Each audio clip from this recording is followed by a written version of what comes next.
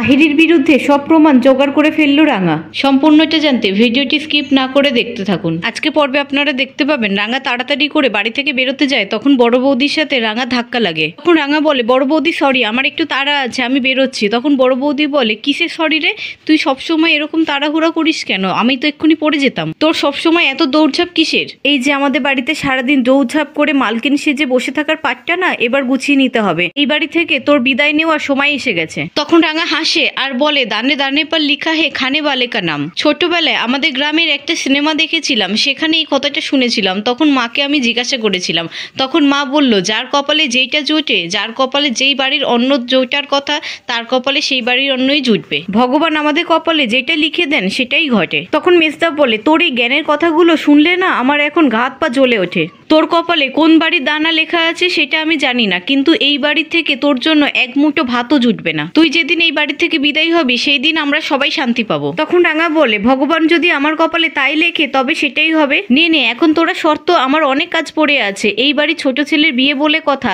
আর আমি তার আগের পক্ষের বউ হয়ে তার নতুন বউকে এই বাড়িতে নিয়ে আসবো, সেটা কত বড় দায়িত্বের কথা বলতো। এই বলে রাঙা সেখান থেকে চলে যায়। তখন বড়দা মেজদাকে বলে, কিরে সার্থকী, রাঙার তো কোনো কিছুতেই কোনো কিছু যায় আসছে না। রাঙাকে তো দেখে মনে হচ্ছে তোদের থেকে রাঙার বেশি আনন্দ হচ্ছে। তখন বড় বৌদি সার্থকীকে বলে, দেখেছো সার্থকী, রাঙার মনে এত ফুর্তি আসছে কোথা থেকে? ও হাসতে হাসতে ডিভোর্স পেপারে সই করে দিচ্ছে, বিয়ের অ্যারেঞ্জমেন্ট করছে। যেখানে ও এত সুখে ছিল, এই সুখ স্বাচ্ছন্দ্য ছেড়ে ওকে চলে যেতে হচ্ছে। ওর মনে তো একটু দুঃখ নেই, ওর এত আনন্দ এত ফুর্তি আসছে কোথা থেকে? তখন সার্থকী বলে, সেটা তো আমিও বুঝতে পারছি না। আগে বাবার থেকে এই বিয়ের খরচাগুলো তুলি, বিয়ের ডেকোরেটার্স, ক্যাটারার্স, এইসবের খরচাগুলো বাবার থেকে আগে তুলি, তারপর রাঙার ব্যাপারটা দেখছি। তখন বড় বৌদি বলে, আচ্ছা সার্থকী, এই বিয়ের পুরো টাকাটা আমরা একলব্যর থেকেই তো নিতে পারি। ও তো বিয়ে করার জন্য একেবারে উঠে পড়ে লেগেছে। আমি এর মধ্যে বাবা মাকে ইনভলভ করতে চাইছি না, তাহলে আমাদের ভাগের টাকাটা তো কম পড়ে যাবে। তখন সার্থকী বলে, হ্যাঁ একদম ঠিক কথাই বলেছো, আমরা এই টাকাটা একলব্য থেকেই নিতে পারি। যার বিয়ে তারই তো পকেট খসানোর কথা। ওদিকে রাঙা বাড়ি থেকে বেরিয়ে পড়ে, তখনই অঙ্কুরের ফোন আসে। তখন রাঙা বলে, হ্যাঁ জামাই দাদা বল। অঙ্কুর বলে, আহিরি বাড়ি থেকে বেরিয়ে পড়েছে, ও মনে হয় মল্লিকপুরের বড় রাস্তা দিকে যাচ্ছে। তারপর রাঙা আহিরির কাছে পৌঁছে যায় আর পিছন থেকে আহিরির ভিডিও করতে থাকে। তখন রাঙা দেখে একটি লোক এসে আহিরিকে একটি প্যাকেট দেয় আর আহিরি তাকে একটি গয়নার ব্যাগ দেয়। তারপর আহিরি আর লোকটি সেখান থেকে চলে যায়। তখন রাঙা মনে মনে বলে, এই লোকটাই ওই রাজেন্দ্র নামের লোকটা নয় তো, যে আহিরি দিদিকে ভিড়ের পাচারের কথাটা বলছিল? যদিও বা সেই এই লোকটা না হয়, তাহলে এই লোকটাকে ধরলে আমি ওই রাজেন্দ্র নামে লোকটার কাছে পৌঁছাতে পারবো। এই বলে রাঙা লোকটির পিছন করতে থাকে। তারপর পিছন করতে করতে লোকটি মনে করে হয়তো কেউ তাকে সন্দেহ করছে। এই বলে লোকটি পিছনে ঘুরে তাকায়, তখন রাঙা লুকিয়ে পড়ে। তখন লোকটি সন্দেহ হয় কেউ তাকে ফলো করছে। তারপর লোকটি ছুটতে থাকে। তখন রাঙা বলে, লোকটি এইভাবে জোরে জোরে হাঁটছে কেন, এইভাবে ছুটছে কেন? তাহলে কি সন্দেহ করলো? তাহলে তো আমাকে অন্য কিছু চাল চালতে হবে।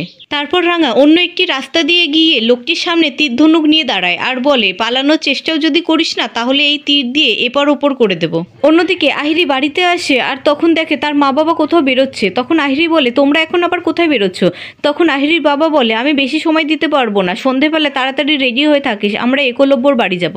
তখন আহিরি বলে, হঠাৎ একলব্যর বাড়ি যাব কেন আমরা? তখন আহিরির মা বলে, সেটা একলব্যর বাড়িতে গিয়েই জানতে পারবি। একলব্য ফ্লাইট নিয়ে বানডোগরায় গেছে, তাই ও তাড়াতাড়ি ফিরে আসবে। সন্ধেবেলায় ও বাড়িতে থাকবে, তাড়াতাড়ি তৈরি হয়ে নিস, আমরা একলব্যর বাড়ি যাব।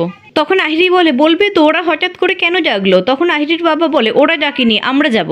দেখ, এখন জয়েন্ট রিসেপশন তো সব জায়গায় হচ্ছে, আমরা যদি বিয়ের দিনই রিসেপশনটা সেরে ফেলি তাহলে সময়টাও বাঁচবে আর খরচটাও দুই বাড়ির ভাগাভাগি হয়ে যাবে। এখন আহিরির মা বলে, হ্যাঁ এরকম তো এখন হামেশাই হচ্ছে, আর তুই তো এখন বিয়ের জন্য ওয়েটই করছিলিস, তার মধ্যে আবার 3-4 দিন নষ্ট করবি কেন? তাড়াতাড়ি বিয়েটা সেরে ফেলে ম্যারেজ লাইফটাকে এনজয় কর। এই কথাটাই আমরা একলব্যর বাড়িতে সন্ধ্যাবেলায় বলতে যাব, আর বৃন্দাও এতে রাজি হয়ে গেছে। আমরা এখন বেরোচ্ছি, সন্ধ্যাবেলায় তাড়াতাড়ি রেডি হয়ে থাকিস। এই বলে আহিরির মা বাবা সেখান থেকে চলে যায়। তখন আহিরি বলে, এটা তো ভালোই হলো, যদি একলব্য রাজি হয়ে যায় তাহলে তো খুব ভালো হয়, কিন্তু রাঙা কি রাজি হবে? এই বিয়ের সমস্ত দায়িত্ব তো রাঙা নিয়েছিল। অন্যদিকে রাজেন্দ্র স্যার ছেলেটিকে ফোন করে, কিন্তু ছেলেটি ফোনটা রিসিভ করে না। তখন রাজেন্দ্র স্যার বলে, ও ফোনটা ধরছে না কেন, একবার আহিরিকে ফোন করে দেখি। তখনই কলিং বেল বাজে।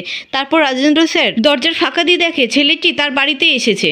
তখন রাজেন্দ্র স্যার বলে, ছেলে কি এখানে কেন এসেছে? তাহলে কি আহিরি হিরেগুলো ওকে দিল না?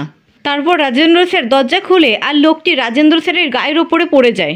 তখন রাজেন্দ্র স্যার দেখে লোকটির পায়ের মধ্যে তীর গেতা। তখনই রাঙা সেখানে তীর নিয়ে এসে রাজেন্দ্র স্যারের দিকে তাক করে আর বলে, এটা তো একটা চুনোপুটি মাত্র, আসল রাঘব বোয়াল তো তুই। ধরবো বলেই আমি ওকে নিয়ে বেশি খেলিনি, হালকা ডোজ দিয়ে ছেড়ে দিয়েছি, এবার দেখ আমি তোর কি অবস্থা করি। তখন রাজেন্দ্র স্যার চিৎকার করে ওঠে আর রাঙা রাজেন্দ্র স্যারের পায়ের মধ্যে একটি তীর ঢুকিয়ে দেয়। তখন লোকটি রাজেন্দ্র স্যারকে বলে, স্যার আপনি নড়াচড়া করবেন না, দেখুন না আমার পায়েও কেমন তীর ঢুকিয়ে দিয়েছে, এমনভাবে তীর ছড়ে যেন পৌরাণিক যুদ্ধ করছে। তখন রাঙা বলে, নে এবার এখানে চুপটি করে বস, না হলে কিন্তু। তখন রাজেন্দ্র স্যার বলে, না না আমি এখানে বসছি। অন্যদিকে বৃন্দা একলব্যর মাকে বলে, মা আপনি জানেন না রাঙা কোথায় গেছে? এটা হতে পারে, আপনি নিশ্চয়ই জানেন।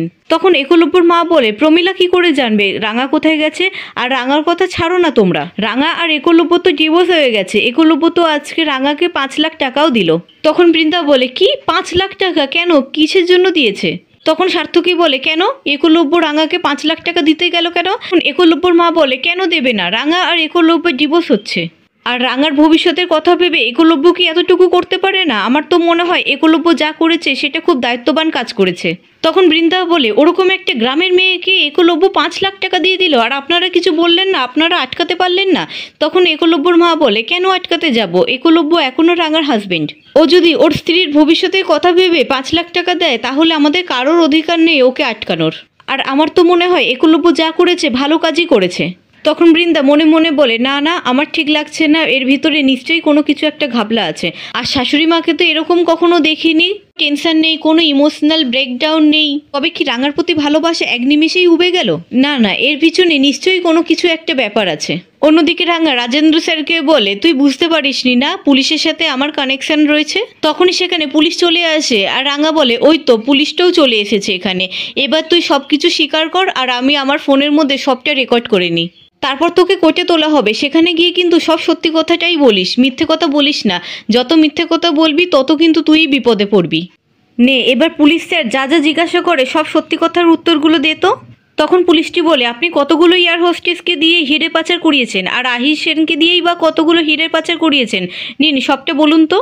তখন রাঙা বলে, বলবি নাকি আরেকটা তীর চালাবো? তখন রাজেন্দ্র স্যার বলে, না না আমি সব কিছু বলছি। তখন পুলিশটি বলে, নিন এবার সবটা স্বীকার করুন, আমাদের কাছে অনেক দিন ধরেই খবর ছিল কিন্তু ধরতে পারছিলাম না কে কলকাতা থেকে এতগুলো হিরে পাচার করে, আজকে রাঙামতি আমাদেরকে ধরিয়ে দিল, নিন এবার বলুন তো আহিরি সেন ছাড়া আর কাকে কাকে দিয়ে আপনি হিরে পাচার করাতেন? তখন রাজেন্দ্র স্যার বলে, না আমি আর কোনো এয়ার হোস্টেসকে এর মধ্যে জড়াইনি, শুধু আহিরিকে দিয়েই আমি হিরে পাচার করাতাম, আহিরির অনেক টাকা দরকার ছিল, আমি যখন ওকে প্রথম অফারটা দিই তখন ও রাজি হয়নি, তারপর ও স্বইচ্ছায় রাজি হয়েছে, ওর অনেক টাকার দরকার, ও একটা দামি ফ্ল্যাট কিনেছে, ও প্রায় নাইট ক্লাবে যায়, ও খুব লাক্সারিয়াস লাইফ কাটাতে যায়, সেই জন্য ওর অনেক টাকার প্রয়োজন, তাই ও নিজের আখের গোছানোর জন্যই এই কাজটা স্বইচ্ছাতেই করতো। আর আহিরির এই রাঙামতির ওপর খুব রাগ, মিসেস কলকাতার কম্পিটিশনের দিন ও আমার থেকে কিছু বন্দুক আর পিস্তল নিয়ে যায় এই রাঙামতিকে ফাঁসানোর জন্য। তখন রাঙা ফোনে সব কিছু ভিডিও রেকর্ড করতে থাকে আর বলে, আর হোলির দিন তোর থেকে কোনো সাহায্য নেয়নি? তখন রাজেন্দ্র স্যার বলে, হ্যাঁ নিয়েছে তো, একটা লোক ফিট করিয়েছিল, হোলির দিন জলের তলায় আপনার পা বেঁধে আপনাকে খুন করার চেষ্টা করেছিল। তখন পুলিশটি বলে, তাহলে আহিরি তো একজন ক্রিমিনাল। তখন রাজেন্দ্র স্যার বলে, হ্যাঁ, আর এয়ারপোর্টে পুলিশের হাতে ধরা পড়ে যাওয়ার ভয়ে ও জল ভর্তি হীরের বোতলটা এই রাঙামতির ব্যাগে ঢুকিয়ে দিয়েছিল যাতে রাঙামতি ফেঁসে যায়। তখন রাঙা বলে, ব্যাস এবার আমার কাজটা হয়ে গেছে, এবার পুলিশ অফিসার ওনাদেরকে নিয়ে যান। তারপর রাঙামতি রাজেন্দ্র স্যারকে বলে, এবার আইন তোদেরকে শাস্তি দেবে, তুইও শাস্তি পাবে আর ওই আহিরি দিদিটাও শাস্তি পাবে।